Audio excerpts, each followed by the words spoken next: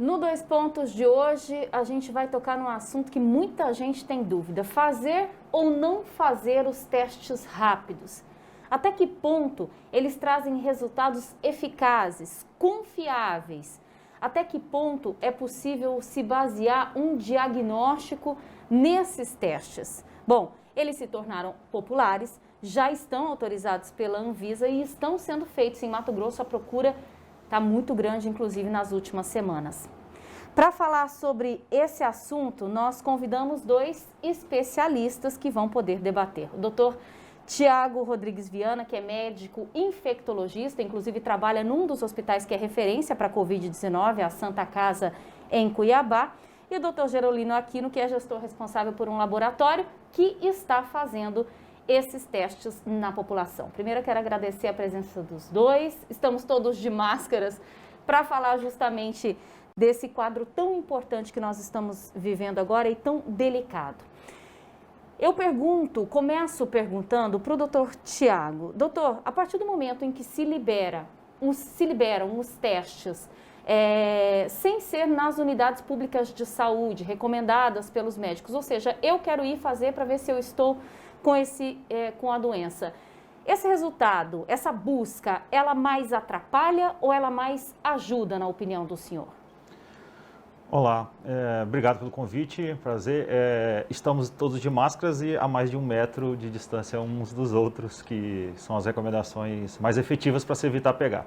Então, é preciso contextualizar esses exames, né, disponíveis tanto no serviço privado quanto no público, porque exames médicos, científicos, médico-laboratoriais, eles precisam de uma análise, né? Exame clínico não é algo pragmático, que eu vejo aquele resultado e a realidade ou contexto é tudo aquilo. Não é isso. Um exame clínico, ele precisa de análise, ele precisa ser contextualizado em toda uma situação. Então, há de se ter um profissional preparado para analisar a sensibilidade, a especificidade daquele teste, interpretar aquele resultado diante de todo um achado, né, de todo uma interpretação que é necessária. Por isso que, na minha visão, eu acho tão temeroso, por exemplo, os testes de farmácias, né, que há uma promessa para eles chegarem. O indivíduo está em casa, eu vou na farmácia fazer o teste para a Covid. E aí? O que ele vai fazer com aquele resultado, se der negativo ou positivo? Vai para a rua? Exatamente, não há o que fazer. Os testes, além disso, né, além de toda essa contextualização, eles têm um momento específico, né, um momento dentro, uma janela dentro dos dias de sintomas que ele deve ser realizado. Então, quem que sabe esse melhor momento? As pessoas capacitadas para isso, quer seja os profissionais do laboratório, quer seja os médicos, né? Então, deve ter uma orientação de um profissional para ter esses exames. É óbvio que os exames são necessários. Quanto mais a gente entende, quanto mais a gente sabe quantos indivíduos estão acometidos, melhor para se planejar as ações, né, e o combate à doença. Quanto mais se faz exame, melhor. Isso é bem claro, mas esse fazer exame deve ter toda uma análise profissional e clínica por trás. E, doutor Gerolino, como é que o laboratório faz quando a pessoa vai, então, em busca desse exame? Não precisa de uma recomendação médica, certo? Então, qual é a orientação para essas pessoas? Boa tarde, Marida, Tiago, um prazer estar com vocês aqui. O laboratório nosso não realiza exames sem solicitação médica. O laboratório é preparado para executar os exames das mais diversas especialidades, com controle de qualidade, oferecendo, acima de tudo, segurança para o paciente. De maneira que nós adotamos a medida de que não fazemos exames, seja ele o principal exame, teste GOLD, que é o RT-PCR, o sorológico através da imunoquimiluminescência e os testes rápidos, só fazemos através de solicitação médica. Por quê? Porque existe um protocolo para isso.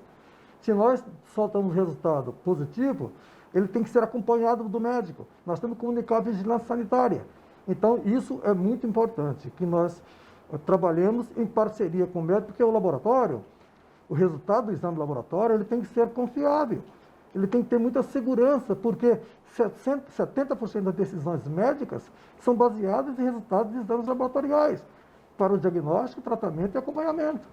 E existem diferenças dos exames quando a gente fala de eficácia? Por exemplo, existem aqueles que são mais confiáveis que os outros? Ah, sem dúvida nenhuma. O teste Golden é o RT-PCR, porque nós devemos fazer do segundo dia, da sintomatologia do paciente, até o 10º dia.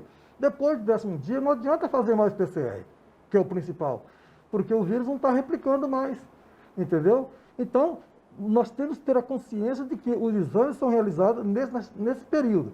Depois de 10 dias, se o organismo reagir à produção de anticorpos, do tipo IgG e de IgM, IgM é da fase aguda e IgG da fase de recuperação, aí então nós vamos para os exames sorológicos, que nós, no nosso laboratório, adotamos fazer por quimioimunorescência, porque é um exame mais confiável, tem uma sensibilidade acima de 75%, entendeu? E nós podemos ofertar isso até em massa, que eu acho até que no futuro deva-se fazer inquérito epidemiológico não com testes rápidos, porque a eficácia dos testes rápidos, eles ainda deixam a desejar, porque o mundo todo está procurando produzir testes rápidos, e o submundo também.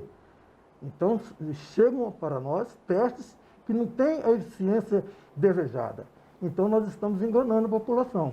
Pois é, a partir do momento em que a gente tem uma gama de testes aí sendo ofertados e uma população que talvez não tenha acesso a essa informação, vocês acreditam, por exemplo, que isso pode ser perigoso no sentido de, ao invés de conseguir rastrear e fazer um acompanhamento da progressão da pandemia, as pessoas estarem mais confiantes, digamos assim, no resultado e isso se tornar um problema? Perfeitamente.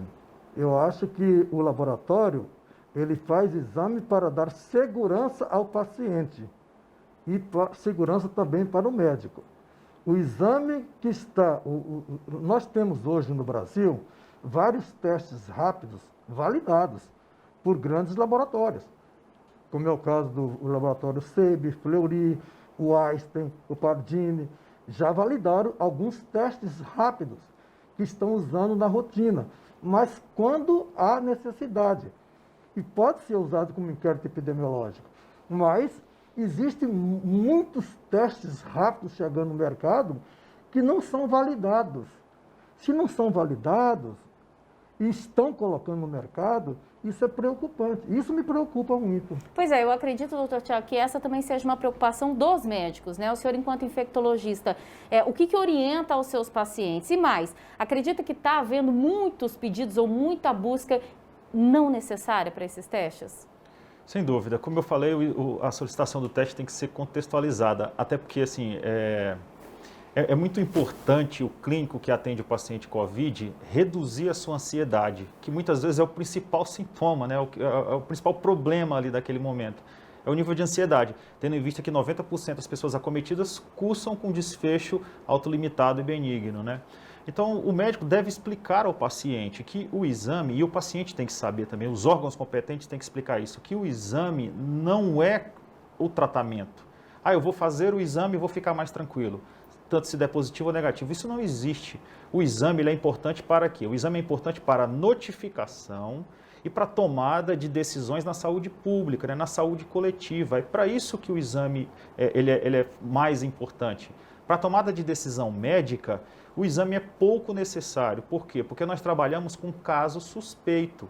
Já era assim em quase todas as epidemias virais agudas. Era assim na influenza, é assim na dengue, né? Então o paciente chega no pronto atendimento, o médico vai atendê-lo. Se ele se encaixar na categoria de caso suspeito, ele vai ser tratado como paciente com a doença. Até as condutas médicas vão ser baseadas naquilo, porque o exame demora para sair. Se o paciente chegar lá no segundo dia, eu só vou solicitar o exame, no caso de dengue, no 5º dia. No COVID, se for sorologia, a partir do 10º.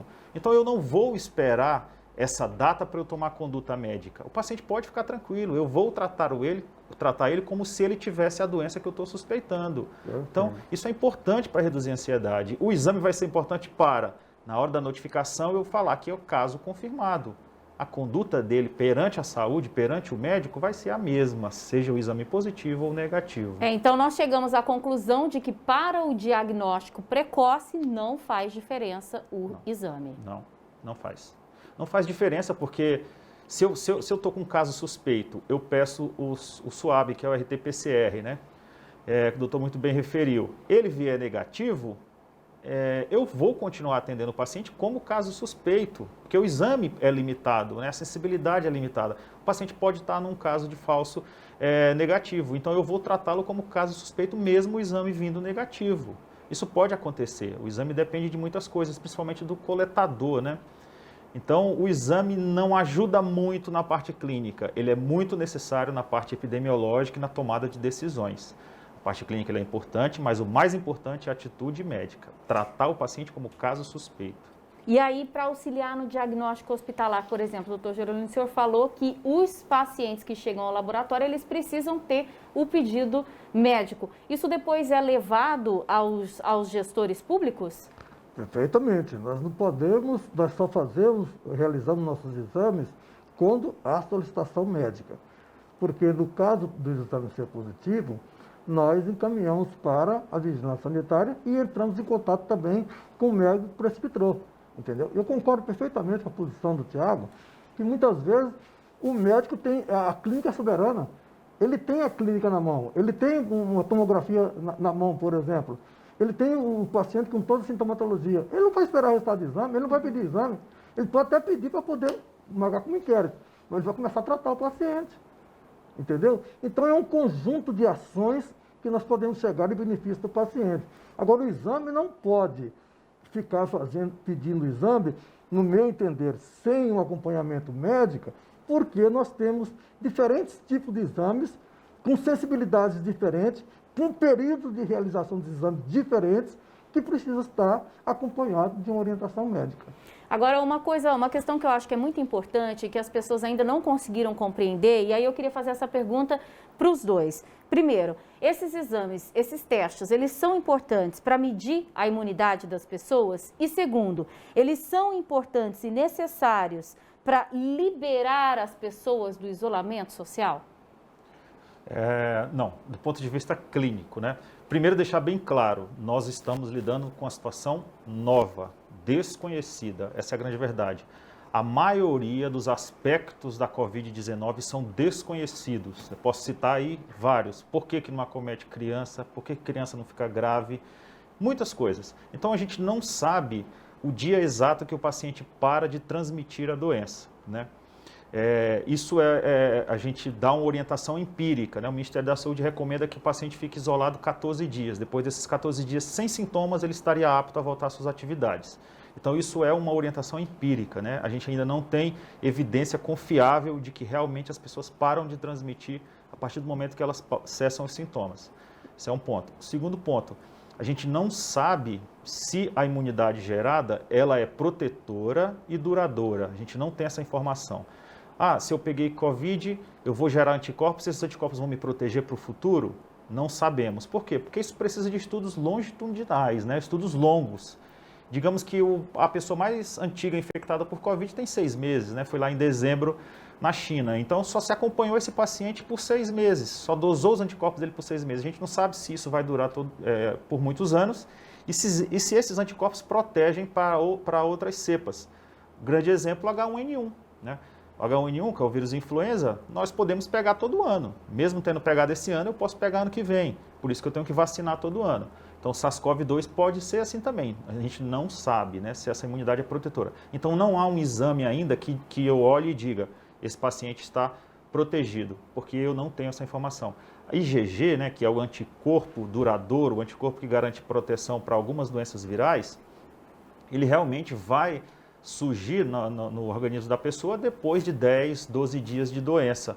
Mas hoje eu não posso ver aquele IgG positivo e dizer, você está protegido, você não pega mais Covid. Essa informação eu não posso dar, porque a gente não tem evidência para isso. Tudo muito incerto ainda, né? Doutor Gerolino, outra coisa, chegou, fez o exame, deu negativo, isso não significa que está liberado do isolamento social e dos cuidados, né?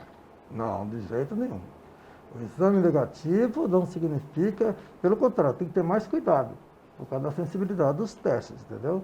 Então nós temos que ter uma atenção muito redobrada quanto a isso. Por isso que eu continuo dizendo, é importante que o paciente esteja acompanhado de médico. Não fica escutando, vizinho, aconteceu coisa A, com o outro aconteceu coisa B. Não. Procura seu médico, faça sua orientação médica, você vai estar muito bem protegido. Até porque teste não garante, teste negativo não garante que você está 100% seguro. Doutor Tiago, doutor Gerolino, obrigada pela presença de vocês, pelos esclarecimentos. Eu acho que a gente está fazendo o nosso papel, informando daqui e as pessoas se cuidando do outro lado, né? Perfeito, é isso aí. E lembrar que, muito importante, o que nós falamos hoje, semana que vem pode não ser verdade. Estamos diante de uma situação nova, né? Pisando em ovos. Então, as coisas mudam toda semana, todo mês. Por isso que tem que buscar sempre fonte confiável de informação. Isso é muito importante também. Obrigada. Sem dúvida nenhuma. Fonte de informação muito confiável e nós temos que ter a certeza que estamos fazendo exames também confiáveis, entendeu? Para a nossa proteção. Exatamente, é isso. Muito obrigada pela sua companhia, pela presença dos dois e a gente se vê. Até mais.